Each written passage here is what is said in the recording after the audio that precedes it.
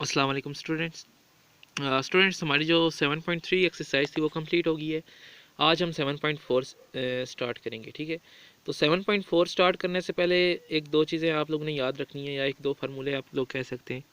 Cross product और vector product ये क्या होता है। ठीक है, अगर दो वेक्टर हमारे पास दिए हों u और v, ठीक है, तो उनके दरमियान जो क्रॉस प्रोडक्ट होगा वो ये होगा u cross v is equal to u magnitude v magnitude sine of theta, और साथ में n यूनिट वेक्टर है। ठीक है, ये पेज नंबर 351 पे है। 7.4 स्टार्ट करने से पहले ये आप लोग लिख लीजिए। ठीक है, एक ये फार्मूला आप लोगों ने याद रखना है। ठीक है, उसके बाद एक नेक्स्ट पेज पे है हमारे पास, अगर हमारे पास दो वेक्टर दिए हों, ठीक है, ए और बी, तो इनका अगर हम क्रॉस प्रोडक्ट लेंगे तो ऐसे लेंगे, ये इस तरह हमारे पास अगर दो वेक्टर ए और बी दिए हों तो इनका क्रॉस प्रोडक्ट हमारे पास इस तरह होगा आई जे के। ठीक है, उसके बाद जो फर्स्ट वेक्टर होगा उसके आई जे के साथ जो कांस्टेंट होगा इसको यहाँ पे हम लिख देंगे। इसी तरह सेकंड वेक्टर के आई जे के कांस्टेंट को हम नीचे लिख देंगे और सिंपल इनका डिटर्मिनेंट फाइंड करेंगे। ठीक है, ये हम को क्या हमारे पास हो गया कि ए क्रॉस बी हम कैसे फाइंड करेंगे अगर हमारे पास ए और बी दोनों दिए हों। ठीक है, अब एक और बात याद रखने वाली है कि ये जो वेक्टर हमारे पास आया है ए क्रॉस बी, ठीक है, ये ए के भी परपेंडिकुलर होगा और बी के भी परपेंडिकुलर होगा। ठीक है, क्वेश्चन भी हमारे पास ये है, find a vector perpendicular to each of the vector. सबसे पहले तो ये देख लें क्रॉस प्रोडक्ट कैसे फाइंड करते हैं हम इस तरीके से। ठीक है, उसके बाद क्रॉस प्रोडक्ट फाइंड करने के बाद ए क्रॉस बी जो भी हमारे पास वेक्टर आता है वो ए के भी परपेंडिकुलर होगा और बी के भी। ठीक है, ये दो चार चीज़ें आप लोग नोट कर लें पहले। ठीक है, वीडियो पॉज करके 7.4 स्टार्ट करने से पहले नोट कर लें। एक जो प्रीवियस हमने फार्मूला पढ़ा है, ठीक है, ये वाला u cross v is equal to u magnitude v magnitude sine of theta N unit vector. और एक अगर हमारे पास दो वेक्टर a और b दिए हों तो a क्रॉस b जो भी वेक्टर आएगा वो a के भी परपेंडिकुलर होगा और b के भी परपेंडिकुलर होगा। ठीक है, तो चलिए 7.4 स्टार्ट करते हैं।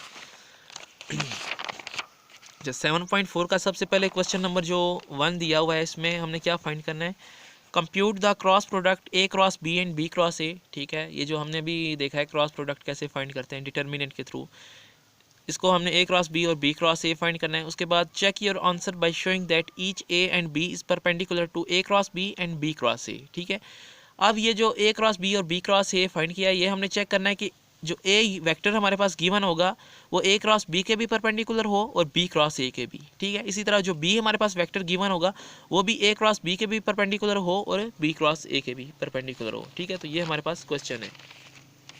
तो इसका फर्स्ट पार्ट जो हमारे पास दिया हुआ है ए और बी दिए हुए हैं। ठीक है, तो इसमें सबसे पहले हमने ए क्रॉस बी हमने फाइंड करना है। ठीक है, ए क्रॉस बी हमारे पास वैसे ही आ जाएगा, ए के ये हमारे पास ए के कांस्टेंट आ गए आई जे और के साथ जो होंगे, और जो बी के साथ होंगे वो ये होंगे 1 -1 1। ठीक है, तो ए क्रॉस बी हमारे पास ये आ जाएगा और बी क्रॉस ए में क्या हो जाएगा कि यहाँ पे सेकंड पे हमारे पास पहले बी यहाँ पे दिया हुआ है, तो बी के साथ जो कांस्टेंट होंगे 1 -1 1 वो यहाँ पे आ जाएंगे 1 -1 1, और नीचे जो है वो ए के कांस्टेंट आ जाएंगे, और वैसे ही इनका भी डिटर्मिनेंट हमने फाइंड करना है। ये तो हमारे पास हो गया ए क्रॉस बी और बी क्रॉस ए।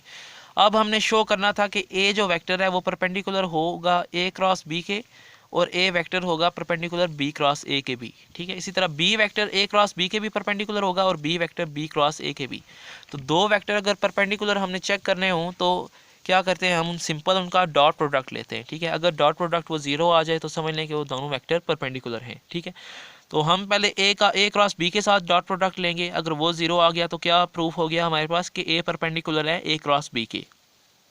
उसके बाद ए का हम डॉट प्रोडक्ट लेंगे बी क्रॉस ए के साथ। ठीक है, अगर वो भी परपेंडिकुलर होगा तो उसका डॉट प्रोडक्ट जीरो आएगा। ठीक है, तो यहाँ पे हमारे पास नीचे देखें ए का परपेंडिकुलर हमने लिया हुआ है ए क्रॉस बी के साथ चेक करना है, तो A dot A cross B हमारे पास क्या होगा, ज़ीरो। ठीक है, ए हमने वेक्टर लिखा, उसके बाद ए क्रॉस बी जो हमने फाइंड किया था -3 j -3 के, वो हमने यहाँ पे लिखा। ठीक है, अब यहाँ पे चूँकि हमारे पास 2i है तो यहाँ पे i हमारे पास है ही नहीं, तो ये तो हमारे पास जीरो हो गया। इसी तरह यहाँ पे j के साथ 1 है और यहाँ पे j के साथ -3 है, तो -3 × 1 -3 हो गया।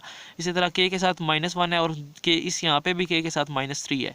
ठीक है, तो -3 × -1 क्या हो गया, +3, तो ये हमारे पास जीरो हो गया। ये हमारे पास a का परपेंडिकुलर हो गया a क्रॉस b के साथ। ठीक है, अब हमने चेक करना है कि a परपेंडिकुलर होगा b क्रॉस a के भी साथ। तो ए का हमने परपेंडिकुलर ले लिया, जैसे हमने यहाँ पे ए क्रॉस बी के साथ लिया था, बी क्रॉस ए के साथ, बी क्रॉस ए ये जो वेक्टर हमने फाइंड किया था यहाँ इसके साथ डॉट प्रोडक्ट लेंगे, ये भी ज़ीरो आएगा।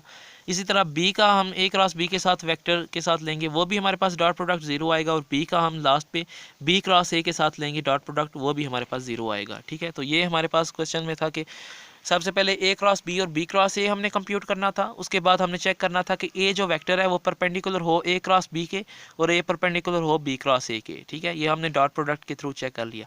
इसी तरह बी परपेंडिकुलर हो ए क्रॉस बी के और बी परपेंडिकुलर हो बी क्रॉस ए के, बी परपेंडिकुलर हो पहले ए क्रॉस बी के और बी परपेंडिकुलर हो बी क्रॉस ए के, ये इनका भी डॉट प्रोडक्ट लेके चेक कर लिया हमने, ज़ीरो आ गया। तो ये प्रूफ हो गया हमारे पास कि ये दोनों परपेंडिकुलर वेक्टर हैं। ठीक है, तो इसका जो फोर्थ पार्ट है वो बिल्कुल सेम है। ठीक है, जस्ट उसमें वैल्यू चेंज है, ये आप लोगों ने खुद करना है। ठीक है, अच्छा जो क्वेश्चन नंबर 2 है हमारे पास इसमें, उसमें है find a unit vector perpendicular to the plane containing A and B, also find sine of the angle between them. ठीक है, तो एक यूनिट वेक्टर हमने फाइंड करना है ए और बी दोनों के परपेंडिकुलर हो। तो हमने अभी पढ़ा जो ए क्रॉस बी हम फाइंड करते हैं वेक्टर, वो परपेंडिकुलर होता है ए और बी दोनों के। लेकिन यहाँ पे क्वेश्चन है कि फाइंड अ यूनिट वेक्टर। ठीक है, तो यूनिट वेक्टर हमारे पास ए क्रॉस बी हम फाइंड करेंगे, उसको हम यूनिट वेक्टर बनाएंगे। ठीक है, उसके बाद इन दोनों वेक्टर के दरमियान साइन का एंगल भी हम फाइंड करेंगे। ठीक है, तो क्वेश्चन नंबर 2 का जो फर्स्ट पार्ट है वो देखें, पेज नंबर 358 पे है फर्स्ट पार्ट। ठीक है, ए और बी हमने हमारे पास दिए हुए हैं, हमने perpendicular vector unit vector find करना है ए और बी के, और साइन ऑफ एंगल भी फाइंड करना है ए और बी दोनों के। ठीक है, तो यहाँ पे हमारे पास ए और बी दिया हुआ है, तो सबसे पहले तो हम ए क्रॉस बी फाइंड करेंगे। ठीक है, ए क्रॉस बी हमारे पास परपेंडिकुलर वेक्टर आ गया है ए के भी और बी के भी। ठीक है, लेकिन क्वेश्चन में हमारे पास था कि परपेंडिकुलर यूनिट वेक्टर हमने फाइंड करना है। तो आप लोगों को पता है कि किसी भी वेक्टर को अगर हम उसकी मैग्नीट्यूड से डिवाइड कर दें तो हमारे पास यूनिट वेक्टर आ जाता है। तो ये तो परपेंडिकुलर वेक्टर हमारे पास आ गया ए और बी के, तो इसको यूनिट वेक्टर बनाने के लिए हम इसकी मैग्नीट्यूड से, ये वाला फार्मूला यूज़ करते हुए इसको इसकी मैग्नीट्यूड से डिवाइड करेंगे। ठीक है, तो ए क्रॉस बी की मैग्नीट्यूड हमारे पास ये आ जाएगी। ठीक है, 35 आ गया। ठीक है, अब इसको यूनिट वेक्टर बनाने के लिए हम इसको इसकी मैग्नीट्यूड से डिवाइड कर देंगे। ठीक है, तो यहाँ से 5 के ज़रिए 35 कैंसिल आउट हो गया, ये हमारे पास जो वेक्टर आ गया ये अब परपेंडिकुलर यूनिट वेक्टर आ गया है। ठीक है, ये जो हमारे पास था ये सिंपल परपेंडिकुलर वेक्टर था, इसको यूनिट वेक्टर बनाने के लिए हमने इसको इसकी मैग्नीट्यूड से डिवाइड किया, तो ये हमारे पास परपेंडिकुलर यूनिट वेक्टर आ गया। ठीक है, अब सेकंड पार्ट में था कि हमने ए और बी के दरमियान साइन का एंगल भी फाइंड करना है। तो ये हमने फार्मूला शुरू में पढ़ा था 7.4 स्टार्ट करने के,